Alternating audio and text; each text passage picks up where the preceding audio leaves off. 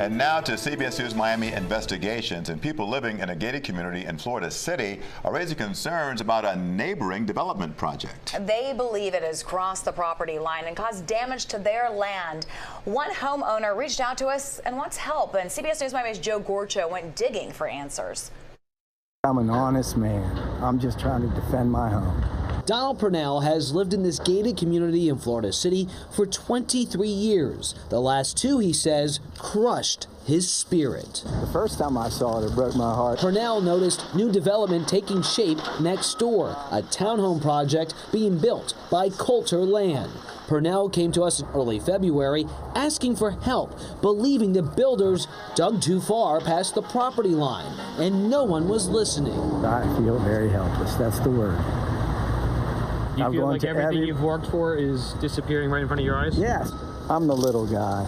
I've been fighting this for 2 years. She was the first guy that showed up. On February 6, Purnell showed us his property at Gateway Estates Park condominium, pointing to damages he claims were caused by the neighboring construction project that began in 2023. He pointed out several uprooted trees, including smaller palm trees and larger ones. They came in and went way over that line and destroyed all 11 palm trees that I had planted along the door. To better understand the allegations, we visited the Miami-Dade County Property Appraiser's website to access aerial views of the property. The yellow line is not the exact property boundary. However, the photos accurately depict the landscape. In 2023, the images show a vast amount of trees in both Purnell's backyard and the lot next door. By 2024, the same perspective reveals paved land and ongoing construction.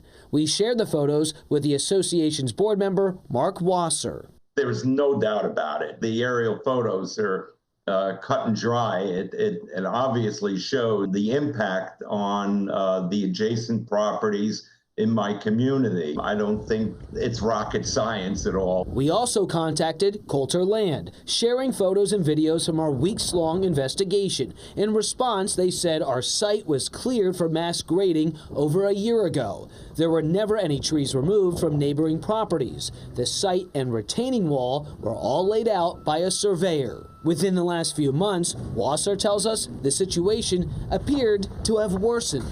I have a couple of properties along that property line with the developer that have been impacted. We noticed pink stakes labeled PL during our investigation, marking the builder's property line.